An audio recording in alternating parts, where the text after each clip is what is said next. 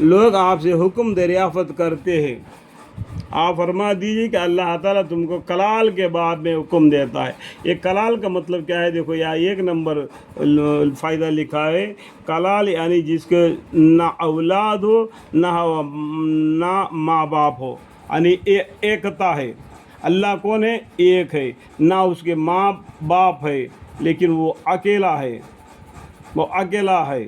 اللہ تعالیٰ کلال کے بعد میں ایکتا میں حکم دیتے ہیں کہ اگر کوئی شخص مر جاوے جس کے اولاد نہ ہو اور نہ ماں باپ اور اس کے ایک عینی یا الا کی بہن ہو تو اس کو اس کے تمام ترک کا نصفہ ملے گا، اور وہ شخص اس اپنی بہن کا وارث ہوگا۔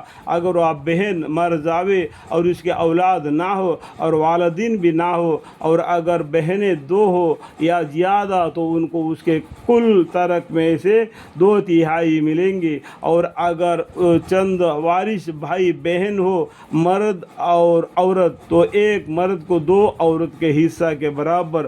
اللہ تعالیٰ تم سے دین کی باتیں اس لیے بیان کرتے ہیں کہ تم گمراہی میں نہ پڑو، اور اللہ تعالیٰ ہر چیز کو خوب جانتے ہیں۔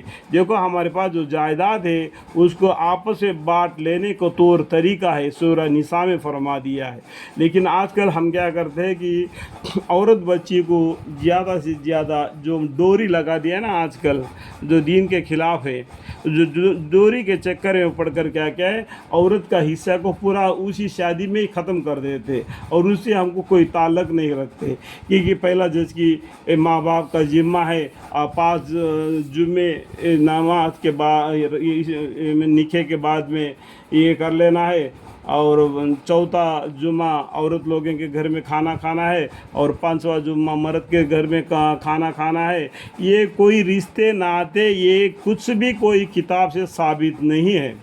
ہم لوگوں نے آپس میں اس طریقے سے بٹوار کر لیا۔ کل قیامت کے دن اللہ کے سامنے میں جائیں گے، رسول اللہ صلی اللہ علیہ وسلم کے سامنے جائیں گے تو رسول اللہ صلی اللہ علیہ وسلم کہیں گے کہ جاؤ یہاں سے، میں تمہیں پہچانتا نہیں۔ کیا کہیں گے رسول اللہ صلی اللہ علیہ وسلم مسلمانوں کو؟ قیامت کے دن آپ ایک کوثر میں پانی پینے کے لیے جائیں گے تو اس ٹائم پر کہیں گے کہ پانی پلا، تو دوسری بات کہیں گے کہ یہاں سے نکل جاؤ، میں تمہیں پہچانتا نہیں۔ پیغمبر صلی اللہ علیہ وسلم دنیا سے پردہ لینے کے بعد میں آپ لوگوں نے دین میں کیا گل مچائے، کیا کہ نئے نئے طریقے لکھائے۔ اس بات کو ہر مسلمان جاننا چاہیے، پہچاننا چاہیے۔ جب بھی عربی کنٹری ہے جن کو قرآن کا معنی کی ضرورت نہیں، وہ عربی الفاظ بولتے ہیں، وہ لوگ بھی شیعی سنی کر کے 2 مذہبیں بن گئے۔ تو شیعی سنی تو کہیں قرآن میں ہے ہی نہیں، اسلام ہی ہے۔ اور ہندوستان میں دیکھیں تو 4 امامیں بنا لیے ہم لوگوں نے، دیکھو 4 ہمارے لیے پیغمبر صلی اللہ علیہ وسلم کافی ہے ہمیں راستہ بتلانے کے لیے، اور صحابہ ہے 4 صحابہ پیغمبر صلی اللہ علیہ وسلم کے رضی اللہ عنہما ہے، ان کے طور طریقے ہیں ہمارے لیے۔ تو اس بات کو جانو، پہچانو، یقین کرو کہ قرآن کو دل کے ساتھ پڑھ کر اس کا معنی کو سمجھو۔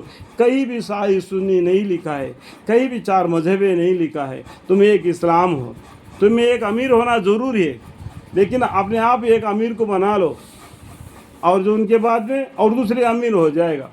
یہ نہیں کہ وہ اگر دنیا سے چل بھی گیا تو بس اسی کے نام سے ہم راستہ ماپتے رہیں گے۔ تو ہمارے لیے پیغمبر صلی اللہ علیہ وسلم نے جو چھوڑ کر گئے قرآن، یہ ہمارے لیے قیامت کے لیے یہ حکم ہے، یہ راہ ہے، راہ بتلانے والا ہے۔ ٹھیک ہے، کوئی مرشد مریدہ نہیں بننا، یہ قرآن کا مرشد بننا، قرآن کا معنی پڑھ کر قرآن کو گلے لگا لینا۔ ٹھیک ہے، لوگ آپ سے حکم دریافت کرتے ہیں، یعنی یستفتونک قل اللہ یفتیکم فی الکلالۃ ان امرؤ ہلک لیس لہ ولد ولہ اخت فلہا نصف ما ترک وہو یرثها ان لم یکن لہا ولد فإن كانت اثنتين فلهما الثلثان مما ترك وإن كانوا إخوة رجالا ونساء فللذكر مثل حظ الأنثيين يبين الله لكم أن تضلوا والله بكل شيء عليم۔